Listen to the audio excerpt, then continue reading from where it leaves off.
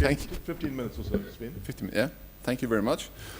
This will probably be on the uncool side then, what he was talking about. But yeah, let's start. It's about the end game of oil and gas, and that's maybe revolutionary in someone's ears, but it is not. This is a reality. The end game of oil and gas has started, and how fast it will go, nobody knows. Probably it can't go fast enough, but it will be happening from now. But before we go there, a lot of individuals, a lot of companies, and quite a few countries will earn large money on oil and gas. So there's a period between. And what I will talk about now is some aspects about climate change related to this endgame, and also some facts about the oil and gas industry related to the same things, and then some things to think about for the countries approaching this business. So here the endgame title is stolen from here, the Dieter Helm book from 2017. It was widely written. This is worthwhile to read. But the most important thing now is it was made a Norwegian white book on climate risk, publicized last year, or last autumn.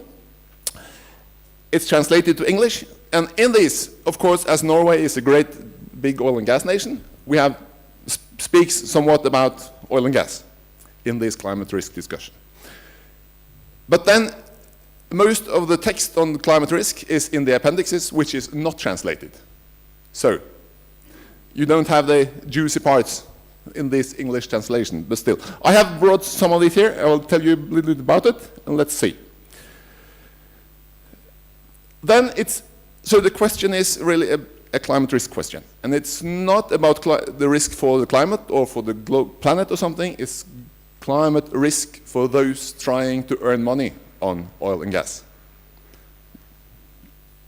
as I should talk today. And then it's two different things. It's the physical risk and it's the transitional risk. And the first one is about the global warming itself, the physical risk. And then it's the transitional, that what happens when you can change such big systems from one state to the other, the transition. And that's what I will talk about now, is the transition part of it. The ways of living, modes of production, sources of energy, value of financial assets, and also the real cost of possible litigations. So this is the right side I will talk about further. And then it's about probability, when will happen, what will happen. That's on one chart, and the other one is, of course, the severity of the problem, and then we have the standard risk matrix. So this one should be calibrated, of course, for what you are talking about. This can be used for general discussions and also for very specific discussions. But this is the plain main logic. So will I take attention to this curve. And this is if we get emissions until 700 ppm CO2 in the atmosphere, which we will have in not many years. It's 400 something today, so 450, so 700 will be there. That's a physical fact.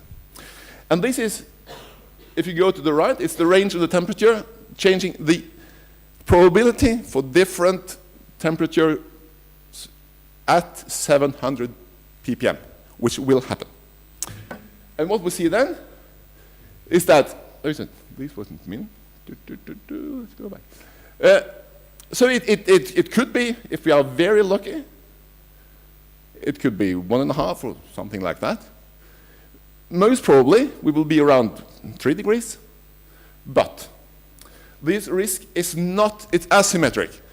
So the possibility of things going much worse than this is large. So the risk is on the wrong side of this one, and it's even, when you have these numbers, it's 10% possibility that the temperature rise will be more than 6 degrees, which is not very healthy, I suppose, seen in the planet perspective. So this is the background risk, and of course you find the different versions of this one, but this is a reliable one and used for this white book. And then I will go to the importance of time. And this one is going to 2100. When I'm speaking to younger people, then I say, you should live as long as this. Yeah. Maybe a few even in this room will do that. But this is, what it's talking about is the red line, which is the current development, and the blue line, which we have to reach if we want to keep the temperature down. So it's the transition then, is the movement from the red line to the blue line. And what should happen then? And then we have this tragedy of the horizon, which is coined from Marconi, Peter was mentioning. And this is the life beyond the limitations of the models we use, or at least the economic models, the policies, the business decisions. So this is the fact that it is something behind that horizon. That's important. And also, that with the physics and all those things around it, earlier is better than later. If you do something early, it's better than do it late. The exception is, if later is exceptionally much better than, yeah, it might happen. Or if to do something early is bad for the thing to follow. Sometimes that also happens. But the normal thing is that earlier is better than later. And then we have this sad fact that the poor are losing again. And that is, you see the exposure on the horizontal bar for the exposure for trouble from climate changes, and it's the adaptability on the vertical one. And then you see those blue countries, the light blue countries is the richest nations,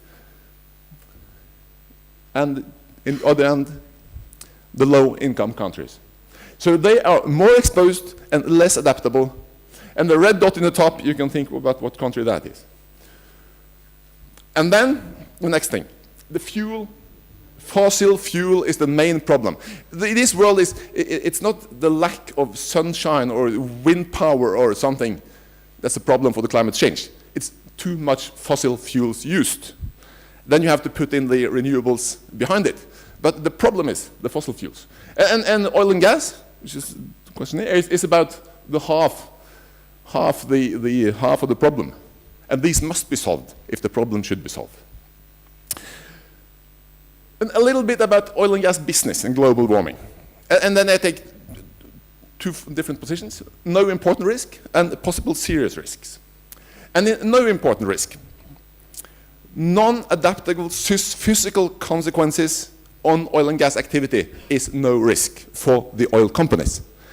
They are doing oil activity in all kinds of environments, uphill, downhill, down deep, everything. They take all sorts of weather. It's no problem for them. The oil and gas industry, for their own sake, survives climate change. But they need someone to buy the products.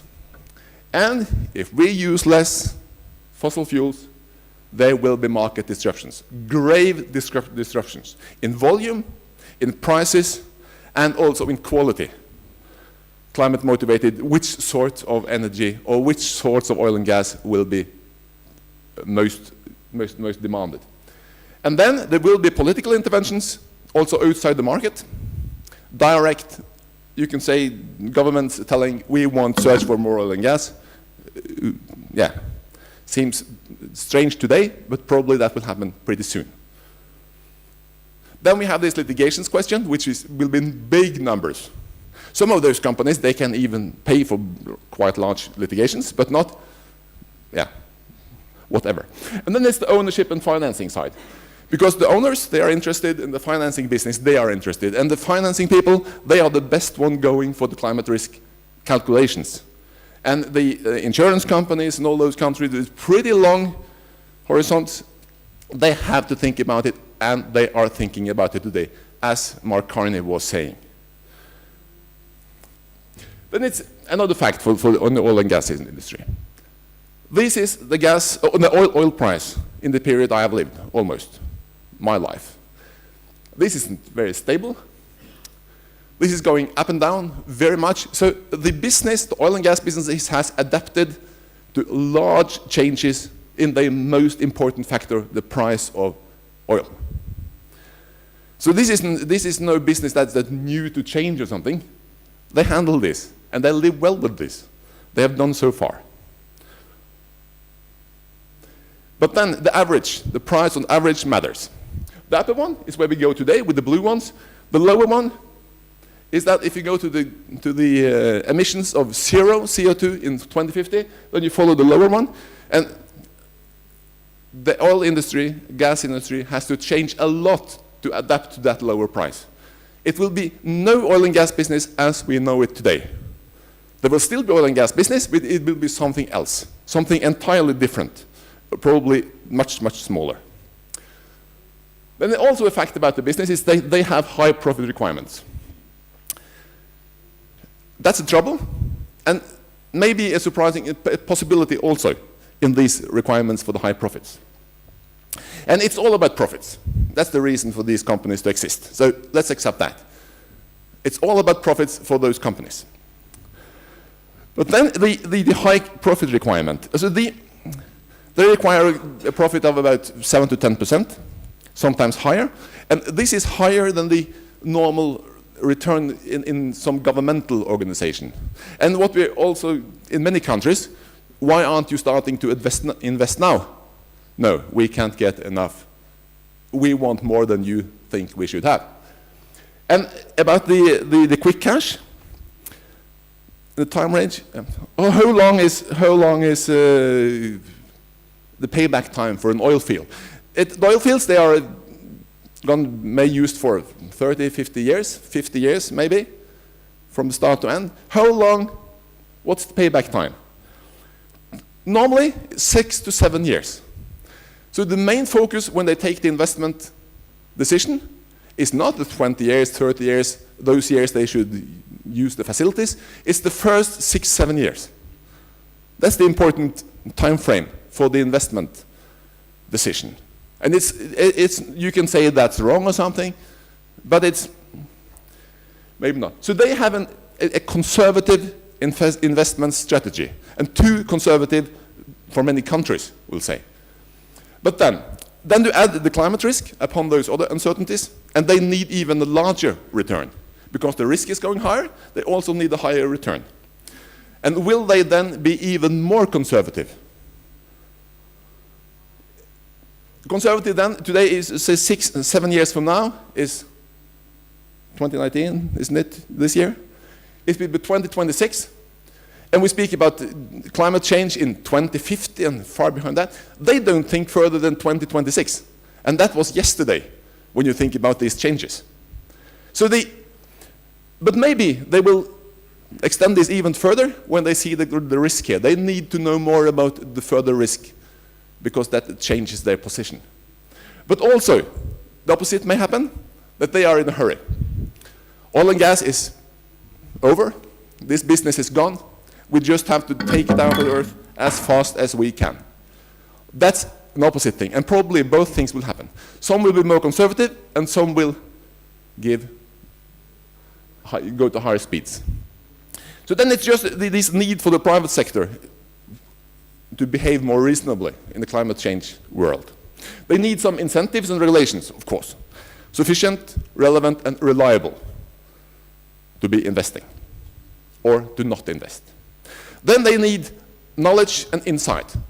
And that's maybe where the EIA community can help. They need these, and they need support on that side. And then they need stress testing, or the countries also need stress testing of the oil and gas resources. And that must be climate specific, and probably you will have to ask about it. It's on demand. The countries need to ask about that. So then you have, this is the acronym for today, TCFD. It's just to tell a story about there are something happening in the financial world about ways to handle or to discuss, to analyze the climate risk. So this is something Task Force on Climate-Related Finance Disclosure, which is widely understood as an important thing in the finance world. So thing happens. But then, when and how to deal with these risks? Then I put in the activity first. What is the activity? What should be done? And then you start to think about the climate risk as an oil. You want to be an oil country. You dream about that. First, should I invite someone? Is this a healthy business for me as a country? Next time, should we start exploring Should we help them to explore? Should they start extract? Also then, is it the right time to start extracting, fast or slow? And should we prepare for the close down? Is this the time to prepare for the close down of those facilities and operations we have? And then there's an important question about domestic use. How is the domestic use for oil and gas? And maybe it's the time, even those countries producing a lot of oil and gas, to say, let's make a modern system internally at least. So we stop using more oil and gas than we really need, because that's yesterday. The other countries, they can buy it. That's nice. Let them buy it. But the domestic use, maybe we should keep it down. Or we should even go the other way. Then on the revenue side, why should you subsidy? When should you subsidy? How should you tax? And who should pay for the cleanup?